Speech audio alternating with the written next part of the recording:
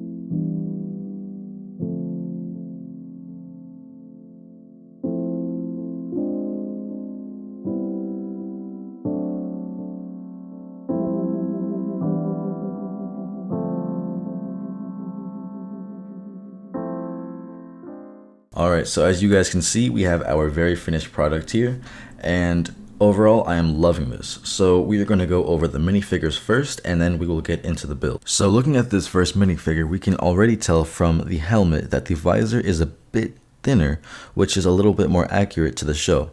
So what basically happened here was that LEGO took the visor from the UCS Razor Crest, and they implemented it here with his Beskar armor, which looks amazing. I'm loving the new helmet print, and I think it is a really big upgrade over the previous iterations of Mando.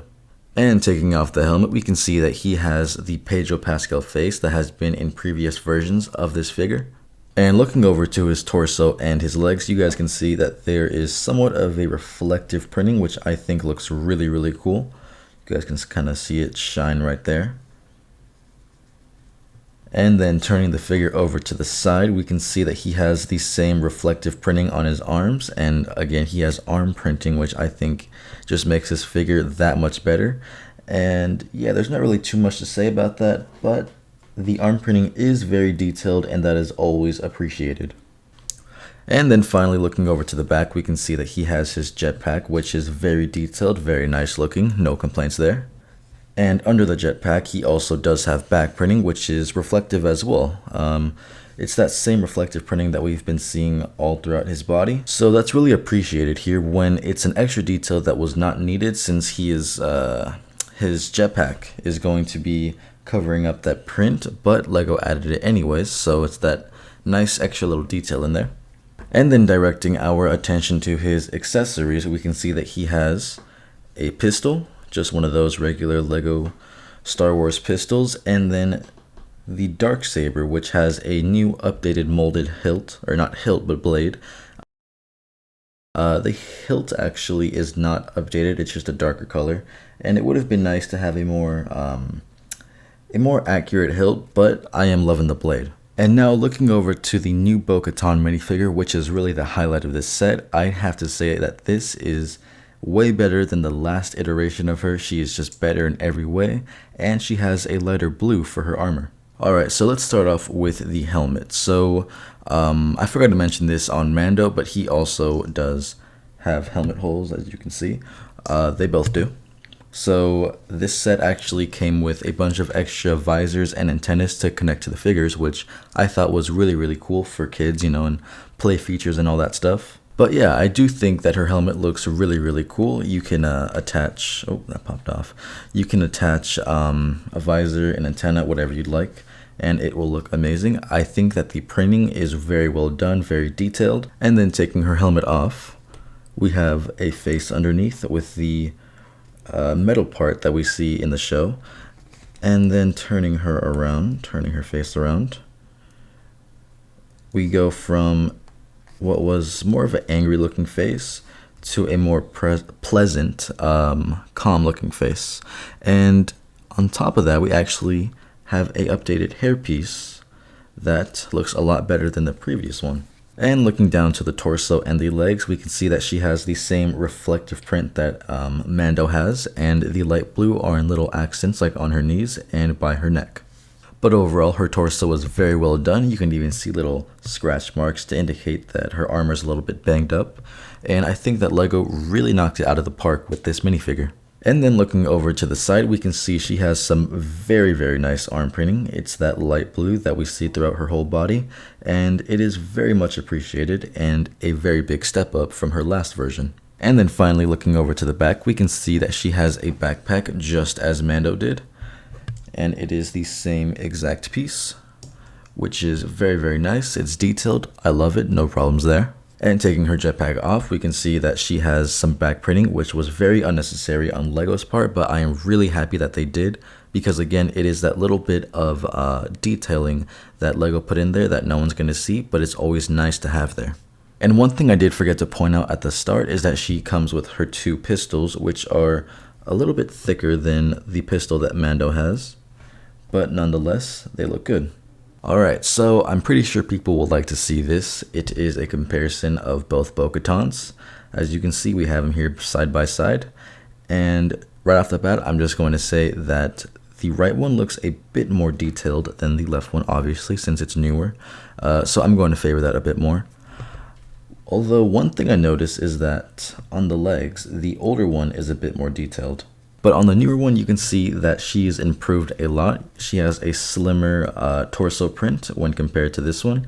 And everything on here is a bit more detailed, a bit more colored, and I think it is a very big step up. And one of the biggest changes going from the older one to the newer one is that the older one had no arm printing, unlike the newer one. But overall, I'd have to say that the right one is going to be my favorite because she has her lighter blue color scheme, which I prefer more, and she has the better detailing, especially on the torso, as I pointed out earlier.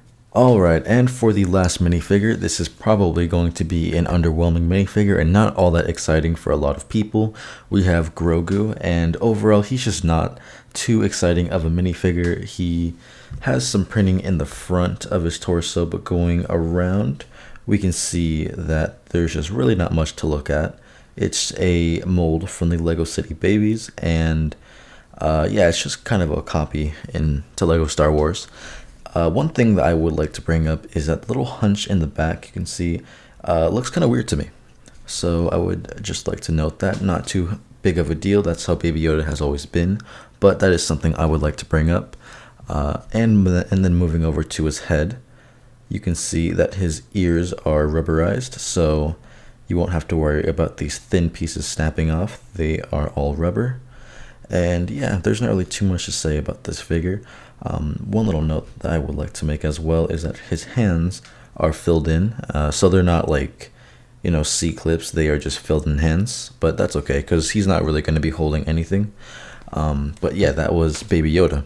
And one thing that I would like to mention is how we should have gotten Grogu's pram. That would have really made a great addition to the set, making it more worth that $50 price tag. It would have also added to the accuracy of this set, as he was escaping on his pram during the scene in which this set is based off of, so I think that was really a missed opportunity on Lego's part. But yeah, overall, he was not too exciting in this set. Nothing's really been improved on within the past years. He's just the same old minifigure that we have gotten over and over, and he is a good one to have. But once you've gotten him so many times, it just becomes very underwhelming to get again. Alright, so here we have the Spider Tank, the very finished product, and looking around it, we can see that it is very nicely detailed.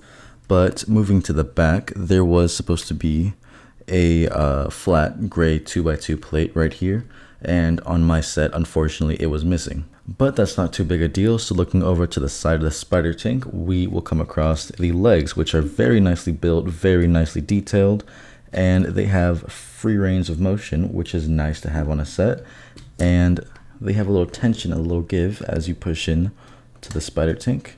And that is achieved through this little rubber piece, which is an amazing design choice. And that is always good for kids when they want to do something like, let's say, walk it like that. It can feel a little bit more lively and a little bit better of a play experience. And moving to the front, where some of the nicest detail is, in my opinion, with some of that being the tubes that run along the side of the head, which are actually very nicely done. But when I was putting these on, I noticed that the plate would actually pop off sometimes, so that is something to note when you're building this set. And one thing that I did notice while putting the last bit of details on is that this piece right here is very unstable. It is just a one stud connection, and if you were to pick it up like that, that could actually pop off. And yeah, that is not too big. Oh, that did not stick on. It's not too big of a deal, but it is something to take into consideration. And something that I did forget to say about the side is how I liked that they created this nice tiled off rounded look with hinges and tiles. So I thought that was a really nice design choice as well. So moving back over to the front, I would like to take a look at these claws that are very interesting. They could swing from side to side, but not up and down, because they are on this little Technic piece hinge right in the corner. I don't know if you guys can see that, but yeah, it's kind of dark.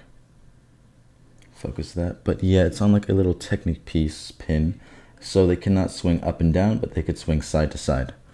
And the claws are on a ball hinge, so they can move every which way, and they can, of course, clamp.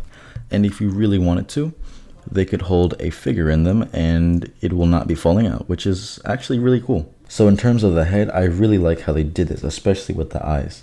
They're like two little black plates, and on top of them, they have red dots for the eyes, of course, and I just thought that looked really, really cool. And the mandibles are actually somewhat posable, but they only go back to a certain point because they implemented a stopper, this little clip right here, as a limiter to, I guess, have them at a certain point, which is the right way to have them. But it's always cool that you could pose them up and down. They could even fold almost all the way back up, but I don't see any real reason why you would mess with these too much. And one of the little touches that they added that I also really appreciated were these little cone things that also flip out, but they're not supposed to flip out.